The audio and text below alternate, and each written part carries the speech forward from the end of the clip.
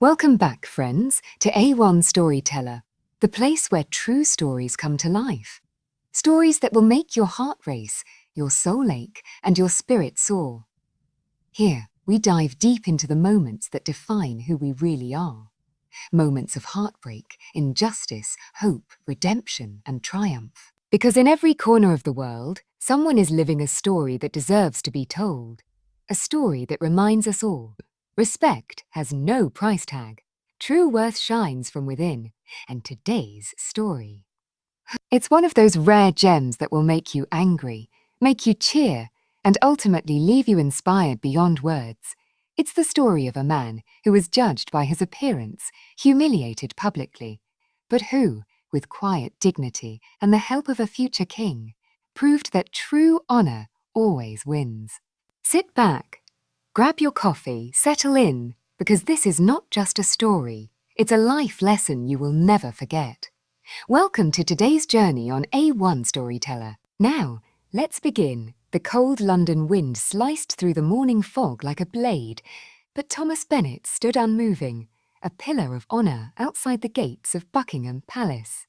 His crimson tunic, heavy with polished brass buttons, seemed almost aglow against the greyness of the city, and his towering bearskin hat added an extra 7 pounds of disciplined weight atop his head. To the crowds of tourists who shuffled past, whispering in awe or snapping hurried photographs, Thomas was more symbol than man. A relic of tradition, a living statue of British pride. But inside the uniform, Thomas was very much alive. And he carried a dream, one that had fueled him through bitter winters, endless hours of stillness, aching muscles and lonely nights. He dreamed of freedom, of speed, of craftsmanship so perfect it felt like an extension of his own body. He dreamed of owning an Aston Martin Vantage, sleek, fierce, and breathtaking. It was not a dream born of greed or vanity. Thomas didn't care about status. He cared about beauty, about earning something magnificent with the sweat of his own hand. To him, the car represented something deeper, a lifetime of service rewarded, a boyhood fantasy fulfilled, a tangible proof that sacrifice could still lead to joy. It hadn't been an easy journey. Born in a modest village on the outskirts of Kent, Thomas grew up with mud on his boots and calluses on his hands. His father had worked double shifts in a local factory until his back gave out. His mother took in sewing to keep food on the table. Thomas never had much, but he had love, and he had dreams. When he was 17, he enlisted. The Royal Guard called to him, the pride, the pageantry, the meaning. But no one told him how brutal it could be. The sleepless nights, the inspections so rigorous that a single scuff on a boot could mean punishment. The relentless pressure to stand, unmoving, sometimes for hours, while the sun blazed or the rain pelted him to the bone. Through it all, Thomas endured. Not because he craved medals or recognition, but because he believed in something greater than himself. Duty, honor, discipline. And through those years, through the aching cold of winter parades and the suffocating heat of summer ceremonies, he saved, a little at a time. A few pounds from every paycheck tucked away in a battered savings account that he checked obsessively every month. When others went to pubs or took vacations, Thomas stayed home. When others bought new phones or designer clothes, he resisted. Every decision, every sacrifice brought him closer to the moment he dreamed of, the moment when he would finally grip the leather steering wheel of his own Aston Martin. As he stood outside Buckingham Palace that morning, immovable before the adoring crowds, he allowed himself a rare smile, hidden behind the stern lines of his face. Soon, the word echoed in his mind like a sacred promise. After nearly a decade of relentless service and iron discipline, the numbers were finally right. His savings, carefully calculated and bolstered by a pre-approved loan, gave him enough, not to lease, not to borrow, but to buy. Tomorrow, he decided. Tomorrow he would walk into the gleaming halls of Regency Motors, London's most prestigious luxury dealership, and he would claim what he had earned.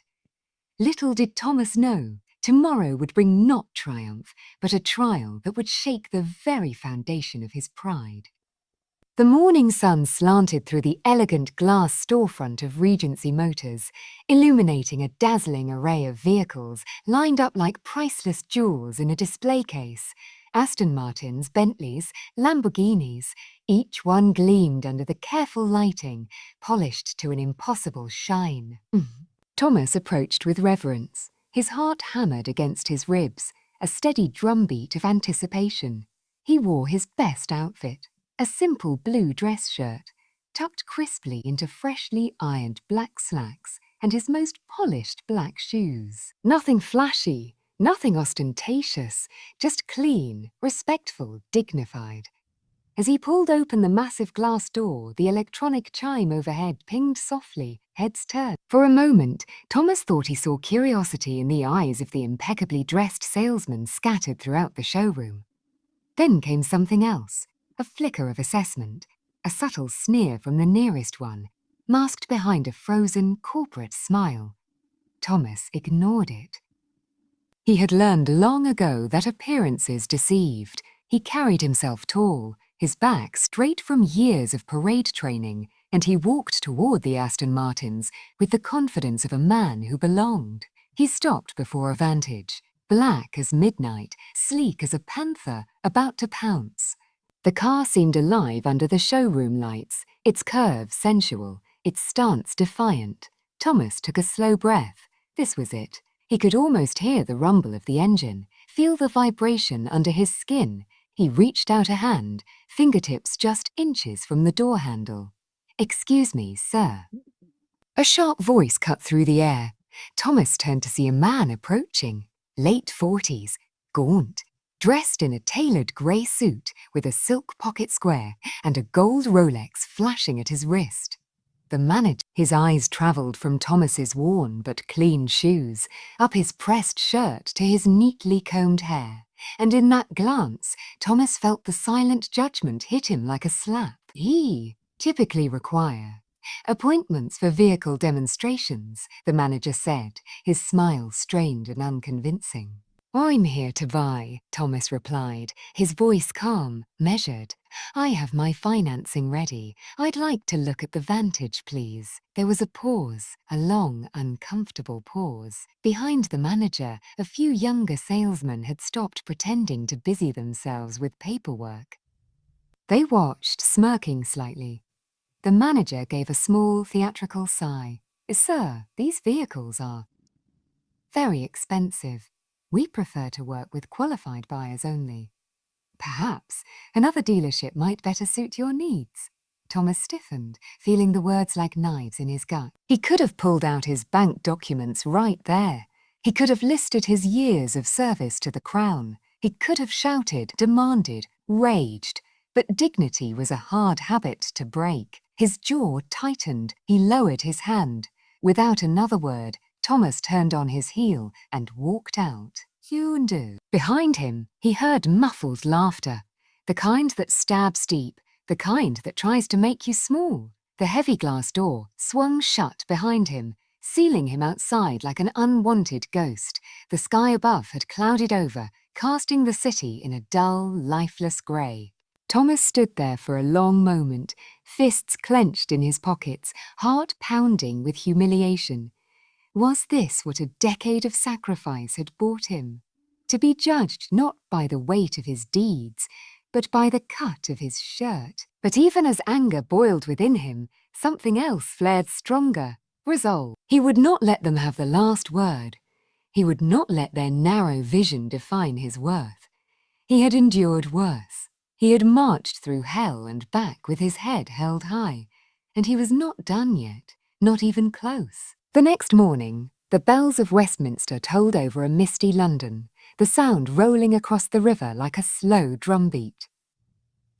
Thomas woke before sunrise, as he always did, years of service forging an internal clock that no alarm could replace. But today, the weight of humiliation still clung to him like wet clothes. As he brewed his black coffee in the tiny kitchen of his modest flat, the events of yesterday played on a loop in his mind. the sneering manager, the smirking salesman, the silent dismissal. He stared out the small window over the sink, watching the city come to life. Red buses rumbling by, black cabs weaving through the traffic, pedestrians wrapped in scarves against the chill. Somewhere out there, the world continued, indifferent to his pain. But today would be different. Thomas pulled on his uniform with practiced precision. Crimson tunic, crisp white belt, gleaming buttons. Every piece of fabric, every thread of tradition reminded him of who he was, what he represented. He was not just a man. He was part of something eternal. Ayuv. He pinned his medals to his chest. Service in Afghanistan. Commendations for excellence. Royal duty. Symbols of blood, sweat, and sacrifice that no sneering manager could ever erase. Today, he was assigned to an event that stirred both nerves and excitement in the hearts of every guard, a private meeting at Kensington Palace. The royal family occasionally held informal gatherings to honour members of the service, and today Thomas would be among those attending. He arrived at the palace gates with the others, lined up in perfect rows, the gold braid of his uniform catching the faint morning light. Inside the palace gardens, the atmosphere was relaxed, almost surreal. Children played on the lawn. Staff members smiled and chatted. The crisp scent of autumn leaves filled the air, and then a ripple of attention. Prince William himself, dressed casually in a navy suit without a tie, walked toward them, flanked by a small entourage. Thomas swallowed hard. He had seen the prince from afar many times during ceremonies and official events, a distant, almost mythic figure. But now, up close, he was disarmingly human. Warm smile, strong handshake, clear blue eyes that seemed to truly see the men and women before him. The prince moved down the line, shaking hands, exchanging words of gratitude. When he reached Thomas, he paused. "You look familiar," Prince William said, studying him with a tilt of his head. Thomas snapped a perfect salute, the sharp motion cutting the air. "Guardsman Thomas Bennett, Your Royal Highness, 10 years' service." Prince William smiled. 10 years? That's impressive. Must be quite the journey. Thomas hesitated. Something in the prince's tone, friendly, genuine, made him lower his guard. "It has been, sir," Thomas said quietly. "Plenty of ups and downs." The prince chuckled. "Sounds like life itself." There was a brief moment of shared understanding. Two men from vastly different worlds, bound by duty in their own ways. "And what are your plans, guardsman?" the prince asked, curious. Thomas hesitated again. Zeus hesitated again. It seemed foolish now, almost childish after yesterday's humiliation. But somehow he found himself speaking. "I was hoping to buy a car, sir. A bit of a dream of mine for years. Went to a dealership yesterday, but let's just say I didn't exactly get the royal treatment." He immediately regretted saying it, worried he had overstepped. But Prince William's expression hardened slightly, a flash of anger lighting behind his eyes. "They treated you poorly." "Nothing I couldn't handle, sir," Thomas said quickly, trying to brush it off. The prince smiled again, but it was a different smile, colder, sharper. "Tell you what," Prince William said, clapping a hand lightly on Thomas's shoulder. "Let's pay them another visit, together." Thomas blinked. Surely he had misheard. "Your Highness, I wouldn't want to impose." "Nonsense," the prince interrupted easily. "I was planning to look at a few cars myself." Why not make it an event? The guards nearby stole glances, wide-eyed. Thomas felt the ground tilt under him. Reality bending in ways he could scarcely believe.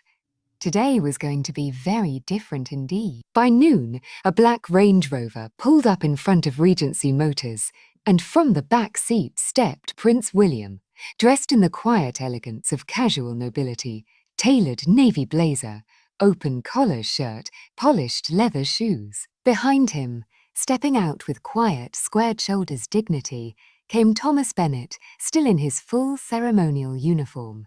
The effect was immediate. Inside the dealership, the laughter, the casual chatter, the smugness all evaporated in an instant. Salesmen scrambled to attention. Managers dropped phones mid-conversation. Receptionists fumbled their cups of coffee. The showroom, which yesterday had buzzed with thinly veiled disdain, now stood frozen in open-mouthed horror. The manager, the same gaunt man who had dismissed Thomas so coldly, came stumbling forward, his face an unnatural shade of white. "Your Highness," he gasped, bowing awkwardly. "We had no idea. You honor us."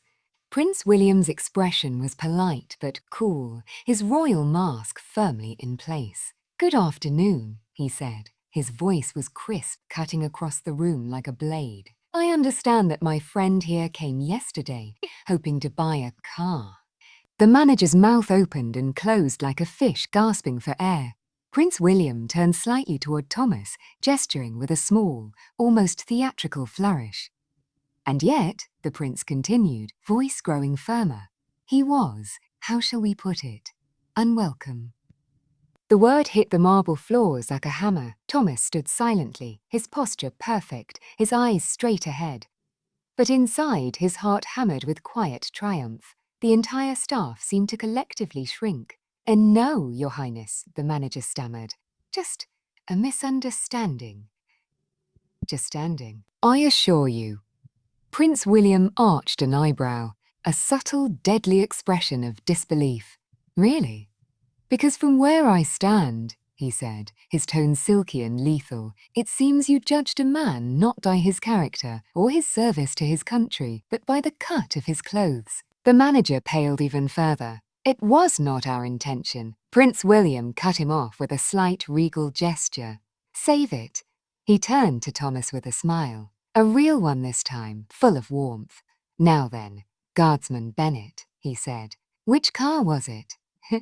Thomas, barely breathing, pointed to the black Aston Martin Vantage. "An excellent choice," the prince said approvingly. He turned back to the staff. "We'll take it. Full payment. Today?" The room gasped, not loudly but audibly enough that Thomas heard it. One of the younger salesmen dropped his clipboard with a loud clatter. The manager tried to recover, bowing repeatedly, offering water, champagne, desperate flattery. But Prince William wasn't interested. He stood back, letting Thomas walk toward the car, letting him open the door, sit behind the wheel for the first time, letting him live the moment he had worked so hard for. As Thomas sank into the leather seat, the world seemed to melt away. The humiliation of yesterday, the years of sacrifice, the sneers and dismissals, none of it mattered now. He was here. He had earned this, and he was no longer invisible. Prince William watched him for a moment, then clapped him gently on the back. "You deserve it, Thomas," he said quietly. "Never let anyone tell you otherwise." Outside, the late afternoon sun finally broke through the clouds, flooding the showroom with golden light. Thomas turned the key. The engine roared to life, low, deep, powerful, a sound that filled the air with something almost holy. It wasn't just a car, it was a victory, a vindication. And it was only the beginning. News travelled fast in London. And when royalty was involved, it travelled at the speed of scandal. By evening, whispers had already rippled through the tight circles of luxury dealerships, high society blogs, and even the palace staff corridors. Prince William had intervened at a dealership. A royal guard had been mistreated. Heads were about to roll. At Regency Motors, panic had set in like a virus. Phones rang non-stop. Lawyers were summoned. The owner of the dealership, an aging baron of the automotive world, stormed into the building, demanding answers. "In God's name," he roared at his staff, "do you insult a royal guard and then allow the future king to witness it?" The manager, pale and sweaty, tried to defend himself. He looked like he couldn't afford it. He stammered. The owner stared at him as if he were a piece of dirt under his shoe. "You judged a man who serves our queen and country because of his shoes," he hissed. "You fool." Meanwhile, the story found its way to tabloid headlines, spreading like wildfire. Royal Guard snubbed, Prince William demands justice. Future king stands up for hero. luxury dealership in hot water after royal visit. Thomas's phone exploded with messages from fellow guardsmen, friends, even strangers. Is it true? Did Prince William really walk in with you? You're a legend, mate. It was overwhelming. At his flat that night, Thomas sat alone at the small kitchen table, staring at the sleek black key fob to his new Aston Martin lying in front of him. He barely touched his dinner, still trying to process it all. The roar of the engine still rang in his ears. The firm, sincere handshake of Prince William lingered in his memory. The stunned faces of the staff, the reversal of fortune, it all felt like a dream, but it was real. He had not only been seen, he had been defended. The sense of validation was almost too large to fit inside him. After years of being overlooked, underestimated, judged by superficial things, suddenly the world had to see him differently. Still, Thomas was not a man who sought revenge. He didn't care about headlines. What mattered was dignity, something far rarer and far more precious than wealth. The next morning, when an official letter arrived bearing the royal seal, Thomas's hands shook as he opened it. Inside, in elegant handwriting, were just a few lines. Guardsman Bennett, your service is seen, valued and honoured. Consider Kensington always your ally. William Thomas closed the letter carefully and set it down. For the first time in many years, tears welled up in his eyes. Not because of humiliation, but because of pride. The story didn't end with the headlines.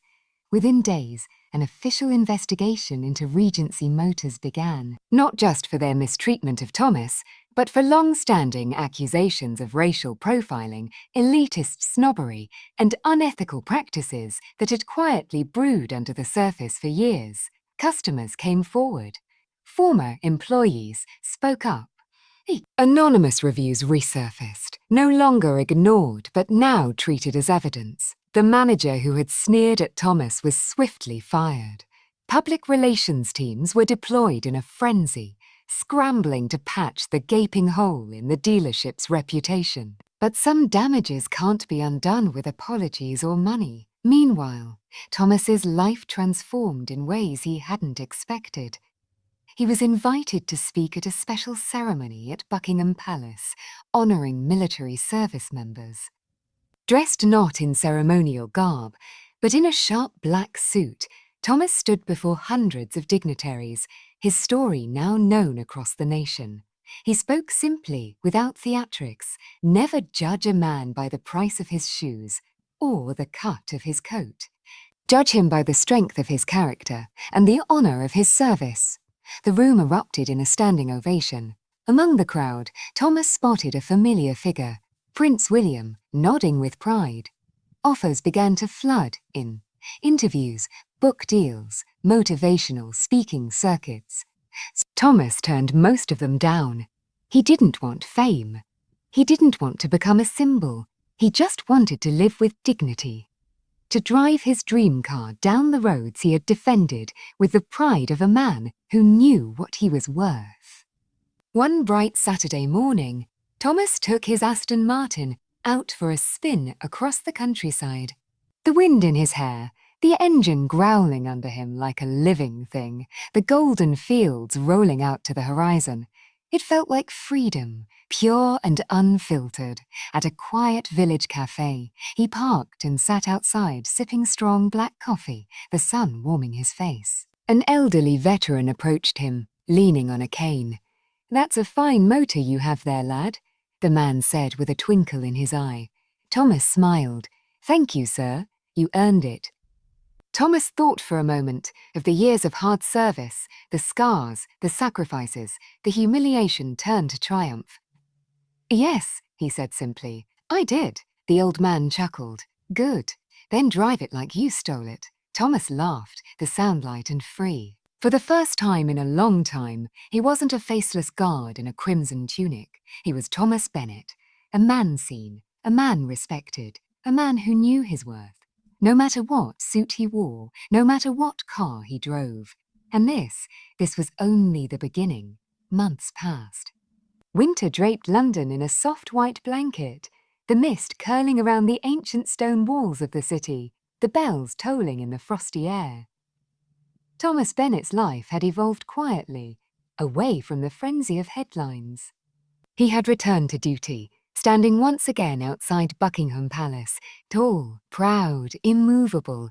But now he was seen differently. Tourists no longer simply snapped photos of the stoic guard. They whispered with admiration, parents pointing him out to their children. That's the one Prince William stood up for. He's the man who showed the world what true dignity looks like. Thomas, ever humble, remained focused on his duty, but inside he stood taller.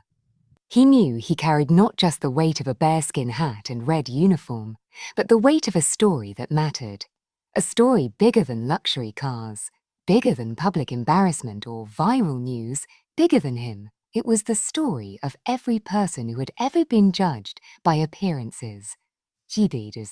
Of every worker who had served with quiet pride, of every soul who believed that true worth wasn't worn on the body. It lived inside the spirit. One evening, under a sky blazing with stars, a discreet black car pulled up near the palace. Out stepped Prince William, dressed in civilian clothes, with the easy grace of a man unburdened by titles for a moment. Thomas nodded respectfully. William looked him squarely in the eyes.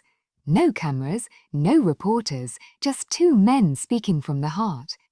"You reminded me," William said, voice steady, "of what loyalty looks like, of what service truly means. Not to a crown, not to a flag, but to people." He extended his hand once more. Thomas, without hesitation, shook it. "And no man should ever forget his worth," William added. "Especially not you." With that, the future king gave a final nod and disappeared back into the night. Thomas stood for a long moment afterward, heart steady, the cold night air swirling around him, but inside, a fire burned brighter than ever. Years later, when Thomas retired with full honours, a plaque was unveiled inside the Royal Guard headquarters. It bore his name, yes. But more than that, it bore his legacy, in honour of those who stand, not for wealth or fame, but for dignity, loyalty, and true worth. And whenever new recruits walked past that plaque, they would pause, straighten their shoulders a little more, and remember, it's not the suit. It's not the paycheck, it's not the car, it's the heart beneath it all. And in that quiet truth, Thomas Bennett became immortal. Sparkles in that, dear listeners, was the incredible story of how one humble royal guard, judged for his appearance and thrown out of a luxury dealership, rose to inspire a nation and even caught the eye of royalty itself. At A1 Storyteller, we believe stories like Thomas's remind us all. True worth can't be priced, judged, or bought. It's earned through character, through loyalty, and through courage in the face of injustice. What would you have done in Thomas's shoes? Would you have fought back, walked away, or stood tall like he did? If this story touched your heart, don't forget to like, subscribe, and share, because the world needs more stories that lift us up and show the power of standing strong when no one's watching. See, until next time, keep believing in your worth and never let anyone tell you otherwise. This is A1 Storyteller, where every story isn't just told, it's felt.